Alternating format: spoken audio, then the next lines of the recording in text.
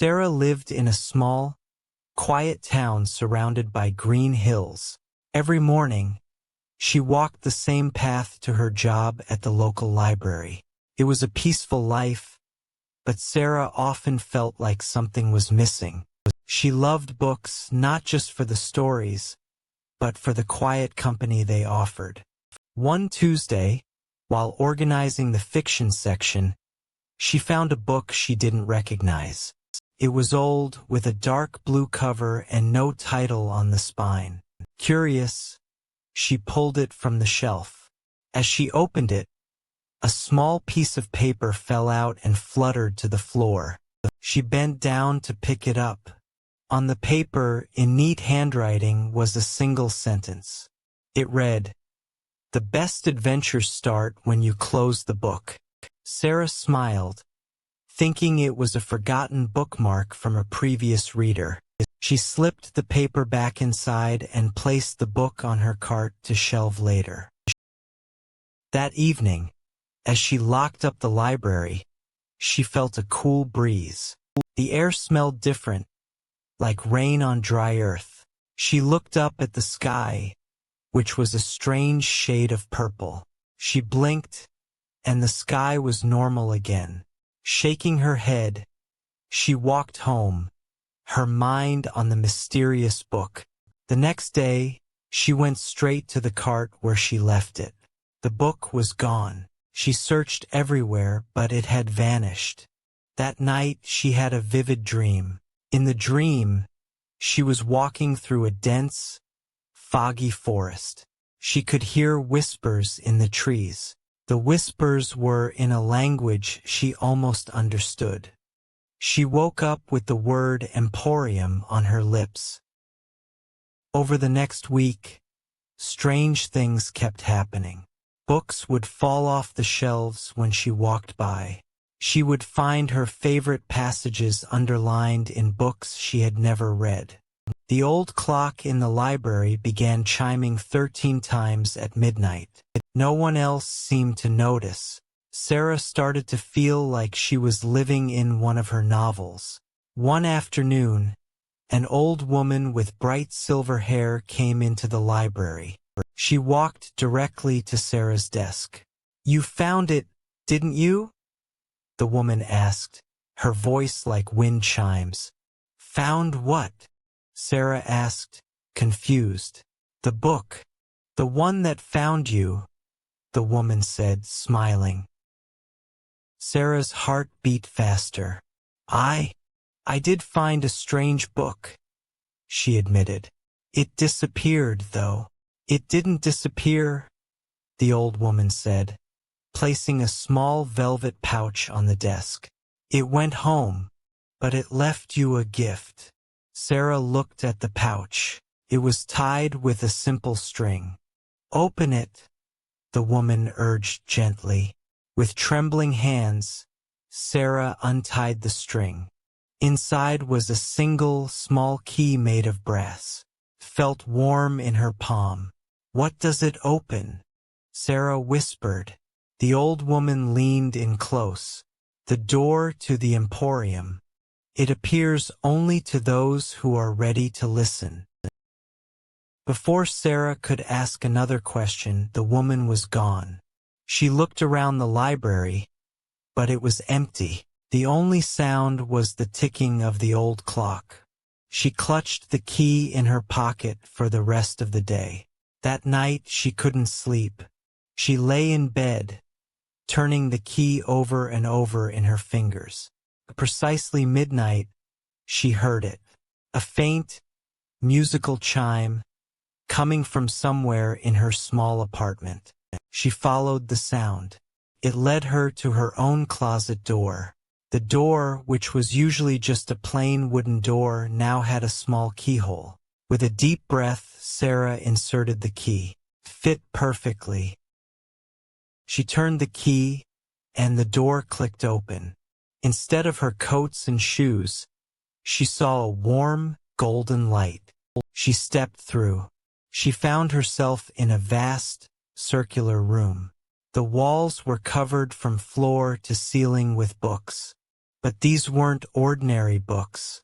They glowed with a soft, inner light. The air was filled with the sound of whispers, but they were gentle and welcoming.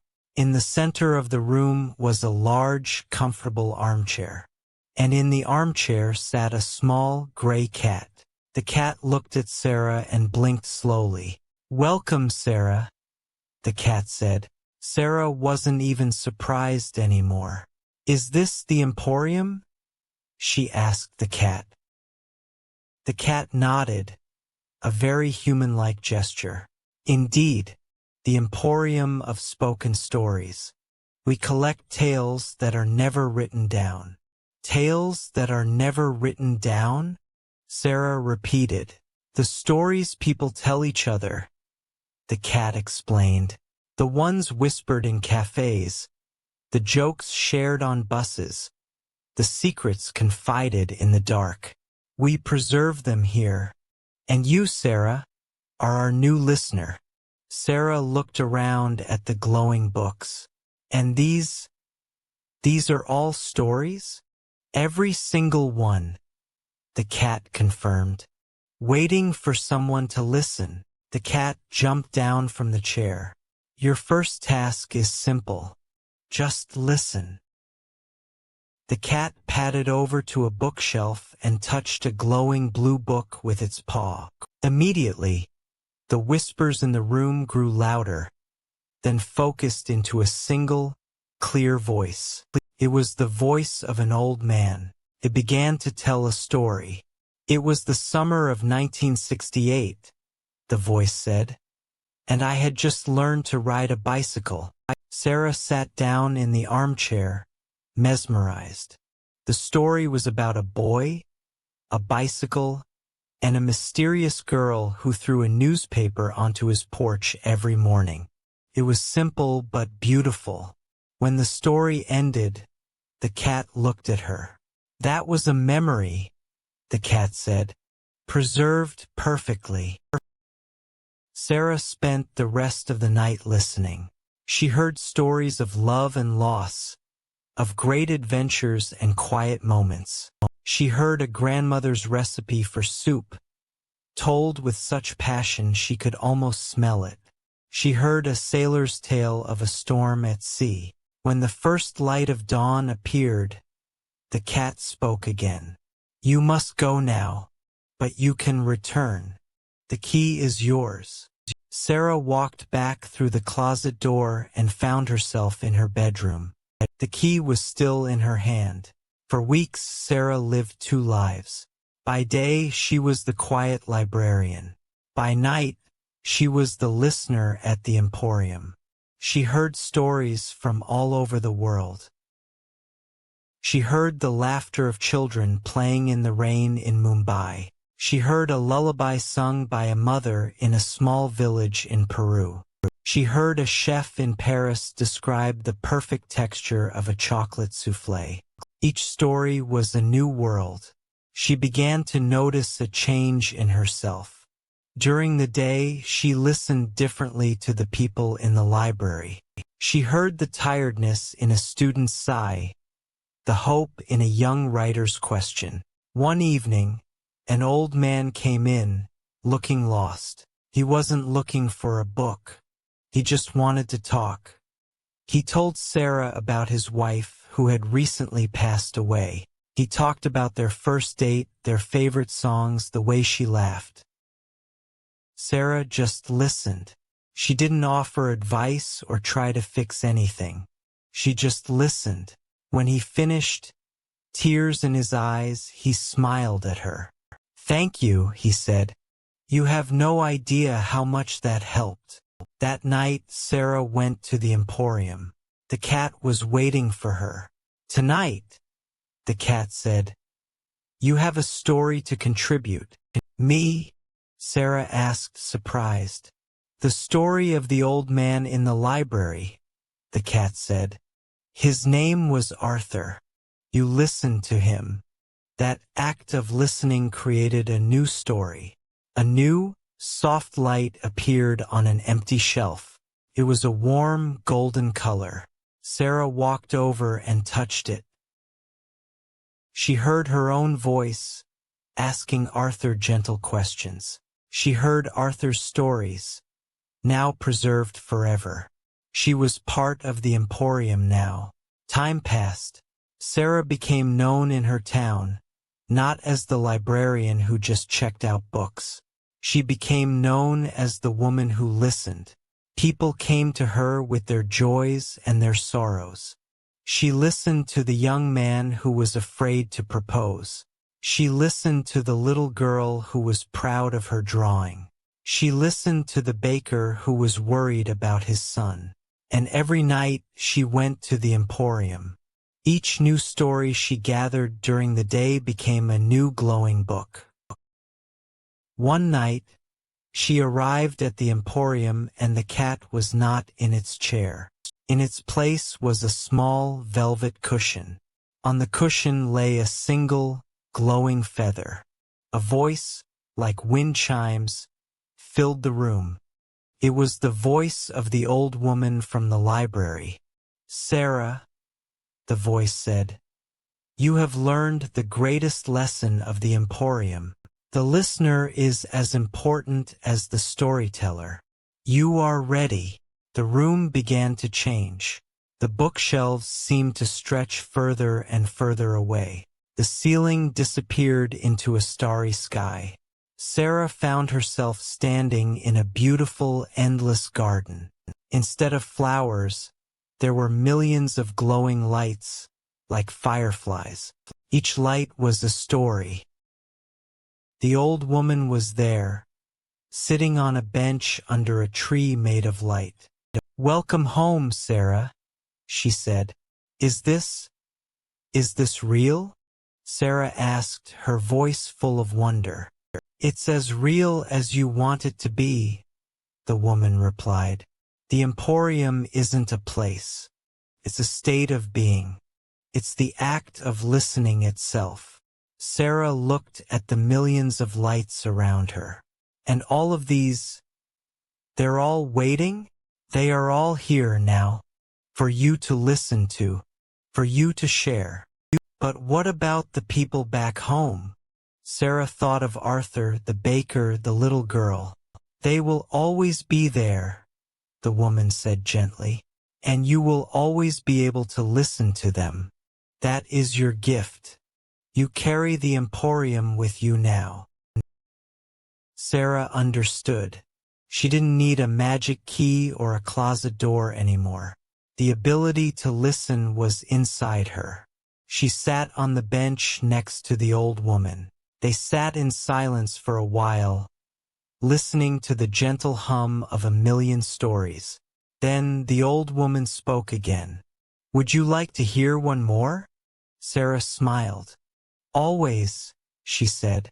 The old woman reached out and gently touched a light that floated near them.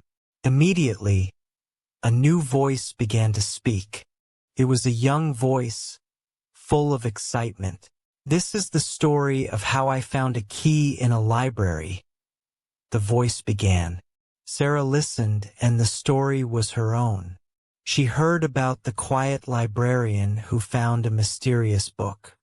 She heard about the key and the talking cat. She heard about Arthur and the baker and the garden of lights. She was no longer just the listener. She was now also the story. And the story would continue, passed on to another listener somewhere, someday. Sarah sat in the garden, listening to her own story, and felt a profound peace. She was exactly where she belonged. The voice finished her story, and the light pulsed softly. Sarah looked at the old woman who was smiling. "What happens now?" Sarah asked. "Now you have a choice," the woman said. "You can stay here, in the garden, and listen forever. Or you can go back, and take the Emporium with you." Sarah thought about her small, quiet town. She thought about the library, and the people who came to her. She thought about Arthur, and the look of peace on his face after he talked to her. She knew her answer. "I want to go back," she said. The old woman nodded, pleased. I knew you would. The best listeners are always needed in the world. Sarah stood up from the bench. The garden began to fade, but not in a scary way. It simply became softer, like a memory. The last thing she saw was the old woman, waving gently. Then Sarah opened her eyes. She was in her bed, in her small apartment. Sunlight was streaming through the window. She felt the key in her hand. She opened her palm. The key was still there, but it was different now. It was made of light. As she watched, it slowly faded, dissolving into her skin.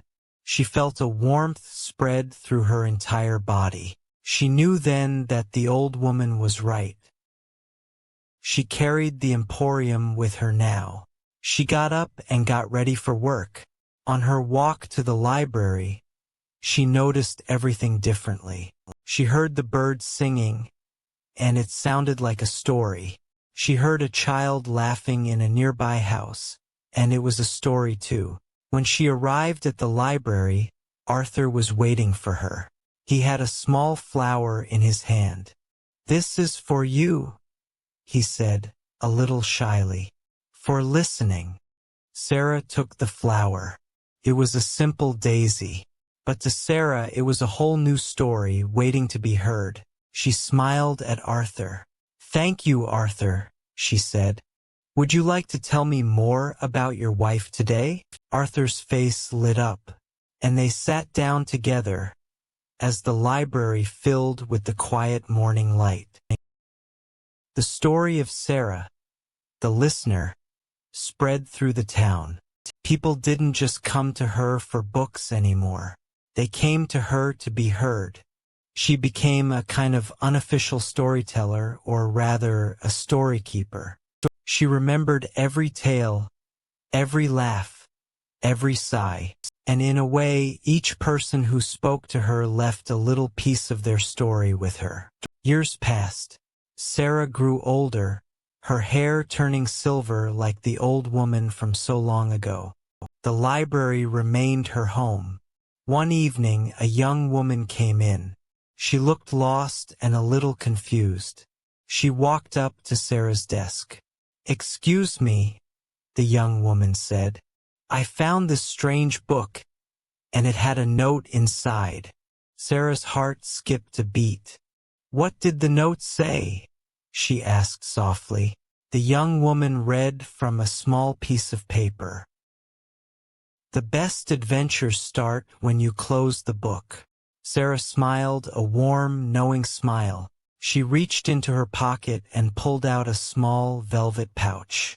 She opened it and took out a small key. This key was not made of light. It was made of simple old brass. She placed it on the desk between them. "Then you're in the right place," Sarah said to the young woman. "My name is Sarah. Why don't you have a seat and tell me everything?" The young woman, whose name was Lily, sat down. She looked at the key, then at Sarah's kind silver eyes, and she began to tell her story. It was the story of a girl who felt like something was missing. It was the story of a girl who loved books. Sarah listened, and the library was quiet, full of stories waiting to be heard. Outside, the sun began to set, painting the sky in shades of purple and gold.